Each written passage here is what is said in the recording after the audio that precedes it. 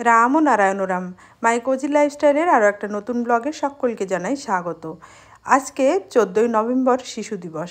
সকালবেলায় ঘুম থেকে উঠেই সাজুগুজু শুরু করেছি। বাইরে কিন্তু এখনও অন্ধকার আছে। এখন ভোর 4:30 মতো বাজে। 4টের সময় অ্যালার্ম দিয়ে রেখেছিলাম। ঘুম থেকে উঠে নিজে ফ্রেশ হয়ে নিয়েছি। আর এই যে ব্যাগের ভেতরে দেখছেন কম্বল আর শীতের কিছু পোশাক ভরে নিলাম, মানে ভরছি, এর কারণ আছে। আজকে যাব কলকাতায় মেয়েকে দেখতে। গতকাল রাত্রিবেলাতে ঠিক হয়েছে যে মেয়ের কাছে যেতে হবে, কম্বল আর শীতের পোশাকগুলো নিয়ে যেতে হবে। ওখানে হঠাৎ করেই ঠান্ডা পড়েছে। কলকাতায় ঠান্ডা একটু লেটে পড়ে। আমরা যেহেতু গ্রামের দিকে থাকি, আমাদের এখানে ঠান্ডা অল্প অল্প পড়েছে। অল্প মানে কি, বেশ ভালোই ঠান্ডা অনুভূতি হচ্ছে। মেয়ের কাছে শীতের পোশাক ছিল না, তাই হঠাৎ সিদ্ধান্ত নেওয়া হয়েছে যে মেয়েকে শীতের পোশাক দিতে যাব। আর বাইরে এখন দেখুন ভালোই অন্ধকার আছে। নিজে পুরোপুরি রেডি হয়ে নিচে চলে এসেছি। আর শীতের পোশাক হয়তো 2-1 দিন পরে নিয়ে গেলেও হতো, তবে বিশেষ একটা কারণের জন্য হঠাৎ করেই আজকে বেরোতে হচ্ছে। আজ 14ই নভেম্বর শিশু দিবস, আগেই বলেছি। এখন সকাল মানে ভোর 6:20 মতো বাজে। আমি আমার হাজব্যান্ড মিলে বেরিয়ে গেলাম। ছেলে তো বাড়িতে রইল। বাইরে দেখুন একেবারেই আলো ফোটেনি, অন্ধকার হয়ে আছে। সমস্ত স্ট্রিট লাইট না, মানে রাস্তার ধারে যে দোকানগুলো আছে তার সামনে লাইটগুলো জ্বলছে। আর এই যে অটো আসছে তাতেও লাইট জ্বলছে, বাস ট্যাক্সি যা আসছে তাতেই লাইট জ্বলছে। দেখেই বুঝতে পারছেন এখনও সূর্যের আলো ফোটেনি। এই যে বাস আসলো সেই বাসে এখন আমরা উঠে পড়েছি। সবেমাত্র সকাল হতে শুরু করেছে, সূর্যের আলো পড়েছে কিন্তু সেইভাবে রোদটা আসেনি। আর বাইরে হয়েছে প্রচণ্ড কুয়াশা।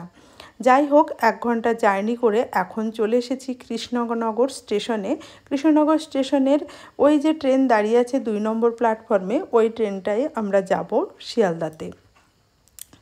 টিকিট কেটে নিয়েছি আর আমার হাজব্যান্ড চলে গেছে ট্রেনের ভেতরে জায়গা রাখতে। আর আমি টিকিটটা কেটে এখন যাচ্ছি। দেখালাম না ওভারব্রিজটা, ওই ওভারব্রিজটা দিয়ে যাওয়া যেত, তবে ওভারব্রিজে সকালবেলায় উঠতে ভালো লাগলো না, তাই রেল লাইন পার হয়ে কৃষ্ণনগর সিটি জংশন স্টেশনে চলে এসেছি। এটাই আমাদের সদর শহর। এখানেই এই যে এই ট্রেনটাতে এখন আমি উঠে পড়ছি মেয়ের কাছে যাব বলে। মেয়েকে দেখতে যাচ্ছি। মোটামুটি 3 ঘন্টা জার্নির পর এখন মেয়ের কাছে চলে এসেছি। 8 ঘন্টা মতো হলো। পরীক্ষা আছে? হ্যাঁ। না, কখন যাবে?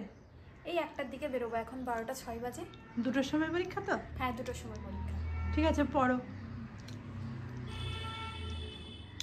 এই যে আমার মেয়ের পিজি। শুনলেন তো, মেয়ের আজকে এক্সাম আছে। আজ আমি মেয়েকে দেখতে এসেছি। মোটামুটি 20 দিন মতো পরে মেয়েকে দেখে নিজেকে আর সামলে রাখতে পারলাম না, ওকে একটু আদর করে নিলাম। এখন চলুন মেয়ের পিজির সামনের যে রাস্তাটা আছে, ফ্রন্ট সাইডটা একটু দেখিয়ে দিই। এই হচ্ছে সামনের রাস্তা। আর এই পিজির মেন এন্ট্রান্স হচ্ছে এই যে এই দরজাটা।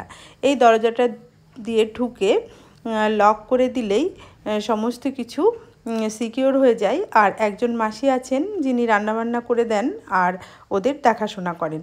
আর যিনি পিজির ওনার, তিনিও কিন্তু সমস্ত সময় খেয়াল রাখেন। এরপর মেয়ে এক্সাম হলে ঢুকে যায় আর আমরা শিয়ালদা স্টেশনে চলে আসি বাড়ি ফেরার উদ্দেশ্যে ট্রেন ধরবো বলে। ট্রেনে ওঠার আগে একটু ভেজ প্যাটিস কিনেছিলাম। আমি খেয়েছিলাম, আমার হাজব্যান্ড এগুলো ভালোবাসে না, সে খায়নি। ওয়েটিং জোনে বসে ভেজ প্যাটিসটা খেয়ে ট্রেন জার্নি করে মোটামুটি রাত্রির 7:30টার দিকে আমরা বাড়ি পৌঁছে যাই। এইটুকু পর্যন্ত ছিল 14ই নভেম্বরের ভিডিও। তারপরের অংশটুকু যেটুকু দেখাচ্ছি সেটুকু হচ্ছে পরের দিনের ভিডিও। আজকে হচ্ছে শনিবার আর তারিখ হচ্ছে 15ই নভেম্বর 2025। সকালবেলায় ঘুম থেকে উঠে বাইরের ভিউটা একবার আপনাদের দেখিয়ে দিলাম। ভীষণ ভালো লাগে। এই ভিউটা যদি একবার আমি দেখতে পাই, আমার সমস্ত কাজের এনার্জি পেয়ে যাই আমি। বেশ কিছু জামা কাপড় তুলে রেখে গেছিলাম, যেগুলো গোছানো হয়নি, আজকে গুছিয়ে নিলাম। গতকাল তো একেবারে ভোরবেলাতে বের হয়ে গেছিলাম। এঁটো বাসন ছিল, সেগুলোও ধোয়া হয়নি। ছেলেকে বলেছিলাম এঁটো ফেলে দিয়ে জল বুলিয়ে রেখে দিতে, সে সেই মতো রেখে দিয়েছে। সেই সমস্ত বাসন আছে। আর রাত্রিবেলায় এসে গতকালকে শুধুমাত্র সেদ্ধ ভাত করেছিলাম, ডাল সেদ্ধ আলু সেদ্ধ ভাত, সেটাই খেয়েছিলাম। আর ছেলে দুপুরবেলায় দোকান থেকে মানে হোটেলে গিয়ে খাবার খেয়ে এসেছিল, আর আমরা দুপুরবেলায় কলকাতাতে হোটেলে খেয়ে নিয়েছিলাম। ফেরার সময় ওই যে প্যাটিস খেয়ে চলে এসেছিলাম, আর রাত্রিবেলাতে সেদ্ধ ভাত খেয়ে নিয়েছিলাম। সমস্ত কাজকর্ম পড়ে আছে। আর এই যে বাসি আলপনাটা দেখছেন, বৃহস্পতিবারের আলপনা, যেটা শুক্রবারে মুছতে হতো, সে তো শুক্রবারে ঘুম থেকে উঠে যেহেতু হুট করে বেরিয়ে গেছিলাম, মোছা হয়নি। প্রথমেই ঘর ঝাড় দিয়ে নিলাম, মানে ঠাকুর ঘরটা ঝাড় দিয়ে নিয়ে বাসি আলপনাটা নাতা দিয়ে একবার মুছে নিয়ে নাতাটা ভালো করে ধুয়ে নিয়ে এসে দ্বিতীয়বার আবার ঠাকুর ঘরটা মুছে নেব। ওই যে বলছিলাম না হুট করে কলকাতাতে যেতে হলো, হ্যাঁ, তার কারণ যেটা সেটা এখন আপনাদের সঙ্গে শেয়ার করছি। সেটা হচ্ছে যে মেয়ের ফোনটা হঠাৎ করেই খারাপ হয়ে যায়। ফোনের মাদারবোর্ড খারাপ হয়ে গেছে, কোনো কিছুই কাজ হচ্ছিল না। মেয়ের একটা ফোন তখনই মানে সেই দিনই ভীষণভাবে দরকার ছিল। ও একটা দিন যাই হোক ওদের পিজিতে আরও যারা রুমমেট আছে তাদের সঙ্গে ফোন শেয়ার করে ছিল, কিন্তু ফোনের একটা ওর দরকার ছিল, তাই ফোনটা দেওয়াই ছিল মেন উদ্দেশ্য। সেই উদ্দেশ্যে বেশ কিছু জামা কাপড় সঙ্গে নিয়ে চলে গেলাম ওকে দেখতে। গতকাল তো দেখে আজকে গতকালই ফিরেছি, আর তারপরে আর কোনো ভিডিও শ্যুট করিনি। এইগুলো হচ্ছে পরের দিনের ভিডিও। নিচে নেমে এসে জানালা খুলে দিলাম, তারপর বিছানাটা খুব ভালো করে পরিষ্কার করে নিয়ে ঝেড়ে নিচ্ছি। সকালবেলায় বিছানা যদি পরিপাটি করে গুছিয়ে ঝেড়ে না নেওয়া হয়, ঘর যেন অপরিষ্কার অপরিচ্ছন্ন মনে হয়, কোনো কাজেই মন লাগে না। যাই হোক, বিছানা ভালো করে পরিষ্কার করে নিলাম। আর গতকাল রাত্রিবেলাতে এই ছোলার ডালগুলো ভিজিয়ে রেখেছিলাম, ছোলার ডাল আর আলু দিয়ে তরকারি বানাবো বলে। দেখে নিলাম যে ডাল ভিজেছে কিনা। ভিজে গেছে। ডালটা ঢাকা দিয়ে রেখে দিয়ে রান্নাঘরের জানালায় এবার খুলে দিচ্ছি। আজকে কিন্তু ঘুম থেকে উঠতে অনেকটাই দেরি হয়েছে, আর পাশে অল্প গরম জল বসিয়েছি, মানে জল এক হাঁড়ি বসিয়েছি, খুব বেশি গরম করব না। জলটা বসিয়ে দিয়ে চলে এসেছি দৌড়ে জল দিতে।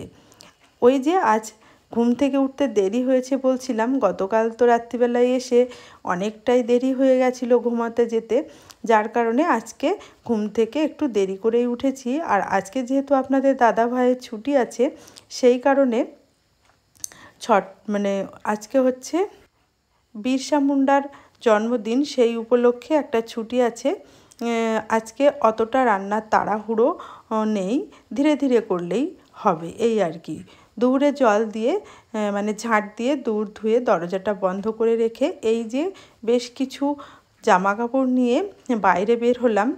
এই জামা কাপড়গুলো ভিজিয়ে দেব। এর মধ্যে আছে মেয়ের একটা বুকচেরা সোয়েটার, আর আমি যে কম্বলটা গায়ে দিই এই কম্বলটা হচ্ছে গত বছর গায়ে দিয়েছিলাম, বিশেষ কার্যকারণের জন্য কম্বলটা কেচে রাখা হয়েছিল না। যেহেতু শীত পড়েছে কম্বল লাগবে, তাই কম্বলটা সার্ফ জলে ভিজিয়ে দিলাম। ট্যাঙ্কির পাইপের জল তো ভীষণ ঠান্ডা, তাই একটু কুসুম গরম জল মিশিয়ে নিয়ে জলের টেম্পারেচারটা যাতে নর্মালে চলে আসে, তাই নর্মাল জল আর একটু কুসুম গরম জল মিশিয়ে সার্ফ দিয়ে কম্বলটা ভিজিয়ে রেখে এলাম। তারপর তো দেখছেন এই যে ঘরগুলো মুছে নিচ্ছি।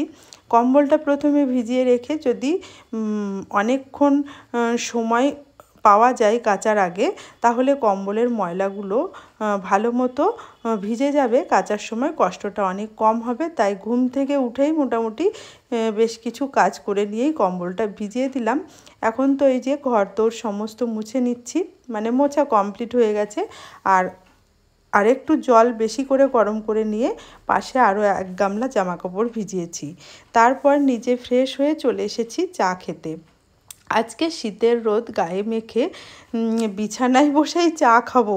বন্ধুরা, আপনারা যা কমেন্ট করেন করবেন, কিন্তু রোদটা গায়ে লাগাতে ভীষণই ভালো লাগছিল। যাই হোক, চা খেয়ে এখন চলে এসেছি রান্নাঘরে। ওই যে বলছিলাম প্রচুর বাসন আছে, সেই বাসনগুলো এখন ধুয়ে নিতে হবে।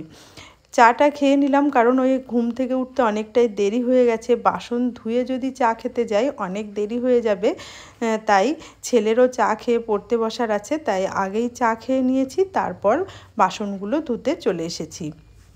যাই হোক, আপনাদের সঙ্গে গল্প করতে করতেই দেখুন আমার সমস্ত বাসনগুলো মেজে নেওয়া হয়ে গেছে।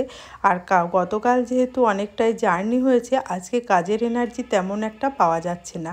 কিন্তু তা বলে তো আর কাজ থেমে থাকবে না, সংসারও থেমে থাকবে না, কাজের মতো চলতেই থাকবে। দেখুন সমস্ত বাসনপত্র ধুয়ে রান্নাঘর মুছে পরিষ্কার করে নিয়েছি। এখন যাব সকালের টিফিনটা বেড়ে দিতে। আজকে সকালের টিফিন বাড়ার আগে সবজি কেটেছিলাম। দেখুন আলুগুলো ছাড়িয়ে রেখেছি, ওই যে ছোলার ডাল ভিজিয়েছি, ছোলার ডাল আর আলু দিয়ে তরকারি বানাবো। আর এদিকে একটা লাউ আনা ছিল, সেই লাউটা কুচি কুচি করে কেটে নিলাম লাউয়ের ডালনা করব বলে। যাই হোক, সবজি কাটা তো আমার হয়ে গেল, চলুন এখন সকালের খাবারটা বেড়ে দিই। আজকে সকালের টিফিনে আমি বাড়িতে কিছু বানাইনি, দোকান থেকে কিনে আনা খাবারই খাওয়া হচ্ছে। সকালবেলায় টিফিন বানাতে গেলে এত কাজ ছিল, তার উপরে কাচাকুচো করব, সময়টা পাবো না। আর ছেলে যেহেতু আজকে বাইরে গিয়েছিল, ওই যে ওর চুল দাড়ি কাটার ছিল, তাই ও যখন ফিরে আসছিল বললাম যে একটু পরোটা নিয়ে আসিস। পরোটাটা দেখুন কত বড়, আমার মুখটা একেবারে ঢেকে যাচ্ছে। যাই হোক, পরোটাটা সবাইকে সার্ভ করে দিই। আর আমার এই চ্যানেলের আপলোড করা ব্লগ ভিডিওগুলো যদি আপনাদের ভালো লাগে, তাহলে আমার চ্যানেলটি সাবস্ক্রাইব করে আমাকে সাপোর্ট করার অনুরোধ জানালাম। মাই কোজি লাইফস্টাইলের ভিডিওগুলো ভালো লাগলে অবশ্য চ্যানেলটি সাবস্ক্রাইব করে আমাকে সাপোর্ট করুন। আপনাদের সাপোর্ট ছাড়া, আপনাদের সাহায্য ছাড়া আমার এক পা চলাও সম্ভব নয়, যার কারণে বারবারই বলি আমাকে একটু সাপোর্ট করুন। ছেঁড়া পরোটা, আলু আর ছোলার তরকারি, একটা রসগোল্লা, এই ছিল আজকের আমাদের সকালের টিফিন। আজকের ব্লগটি আমি এখানেই শেষ করলাম। কেমন হলো কমেন্ট করে জানাবেন। ভিডিওটি দেখার জন্য ধন্যবাদ।